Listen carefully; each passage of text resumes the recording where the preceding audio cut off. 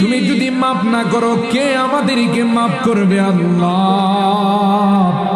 আমাদের তো দ্বিতীয় কোনো দরবার নাই যে দরবারে গিয়ে আমরা মাফ চাইব, ক্ষমা চাইব। মালিক রে, মেহেরবানি করে আমাদের সকল আর গুনাহ খাতাগুলো মাফ করে দাও আল্লাহ। এই তাফসীর মাহফিলকে তুমি কবুল করে নাও।